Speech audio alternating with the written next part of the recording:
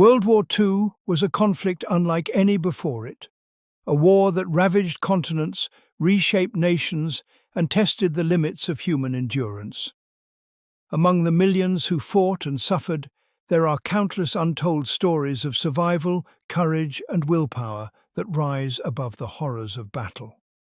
This is the story of Sergeant Michael Ivanov, a young soldier in the Red Army, whose experience during the brutal Russian winter of 1942 demonstrated not only bravery against the enemy, but also a life-or-death struggle against the harshest elements of nature.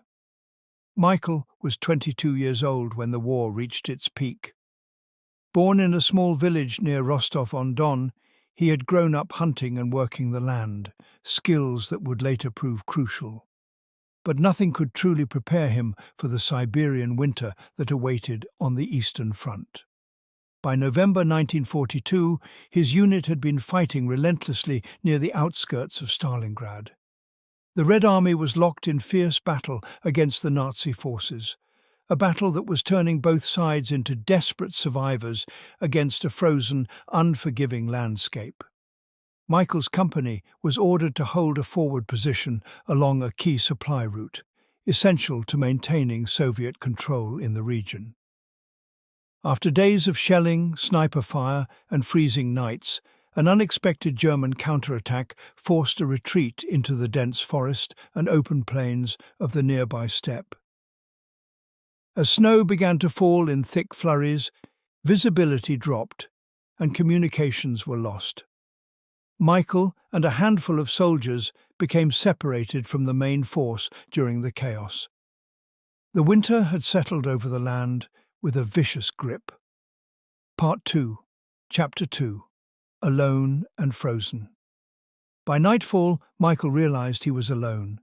He had no food, limited ammunition, and little hope of help. His leg was wounded by shrapnel during the retreat, and the cold pierced every layer of his clothing. Temperatures plummeted to below 30 degrees Celsius, 22 degrees. The wind cut through the forest like a blade, and the snow quickly accumulated, covering tracks and muffling sounds. Every breath felt like fire in his lungs. Michael knew the enemy was still nearby. Patrols could be anywhere, but his greatest enemy now was the cold. He took shelter behind an uprooted tree, trying to shield himself from the biting wind. Shivering uncontrollably, he removed his heavy boots and socks to check his feet. The skin was pale and numb, early signs of frostbite. Panic began to rise, but he forced calm. Recalling lessons from his father, a seasoned hunter, Michael rubbed snow over his face and limbs to prevent the ice from settling, then created makeshift wraps from his torn shirt to warm his feet. At one point, with the last strength he had, he attempted to strike flintstones to ignite a fire, but failed. The wet wood and wind made it impossible. Hours passed, like hours of agony, his body shutting down. Consciousness blurred, yet deep inside, an ember of hope kept him going. Part 3, Chapter 3, An Unexpected Ally. Just as Michael was about to give in, he heard low growls in the distance. Heart pounding, he barely had the strength to move, but crawled toward the sounds. Rounding a snowy hillock, he saw a magnificent leopard lying in the snow, its thick, spotted fur shimmering faintly under the cold moonlight.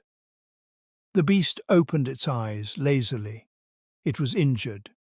A deep scratch across its flank suggested it had survived a recent fight, just like him. For reasons he could not explain, the leopard did not attack. Instead, it seemed calm, almost watchful. Michael remembered that animals sometimes provided warmth and safety to lost travelers. Gritting his teeth, he edged closer and rested his back against the large cat's flank. The leopard's body radiated surprising heat. For the first time in many hours, Michael's numb fingers began to regain feeling. The animal's steady breathing and presence brought him an inexplicable comfort. Though instinct screamed caution, Michael stayed still through the night, drawing warmth from the leopard. Part 4. Chapter 4. Survival and Resolve. At dawn, Michael awoke partially restored, but knew he had to move quickly. If he stayed, frostbite would set in, or the enemy might find them both. Leaving the leopard slowly, he noticed fresh footprints of Soviet troops nearby. With new energy, he limped toward the direction of the tracks, guided by hope. After hours of agonizing crawling and walking, he spotted a small partisan camp hidden in the woods. A group of partisans who had escaped encirclement to continue fighting behind enemy lines. They immediately took him in, tending to his wounds, sharing food and warmth, and listening in awe to his tale. Michael's story became a symbol of endurance, a testament to human will in the face of nature and war. Part 5, Chapter 5. The Return and Epilogue. Weeks later, after recovery, Michael rejoined the Soviet forces, carrying with him a new understanding that survival was more than strength or weaponry. It was spirit, knowledge, and sometimes unexpected alliances. He fought on until the end of the war, witnessing the eventual victory that came at an unimaginable cost. Years passed, but Michael never forgot the frozen nights, the pain, or the leopard's quiet presence that saved his life. Michael's story is one of thousands that highlight an often overlooked enemy in war, the merciless weather and landscape. The Eastern Front was not only a battlefield between armies, but a test of human endurance against cold so severe it claimed more lives than bullets in some cases. History remembers the battles, the generals, the turning points, but it is the individual stories like Michael's that bring a human face to the horrors and the triumphs. His journey reminds us that courage can come in many forms, from the roar of battle to the silent fight against the cold, and sometimes from the unexpected warmth of a wild stranger. Thank you for listening to this story of resilience and hope.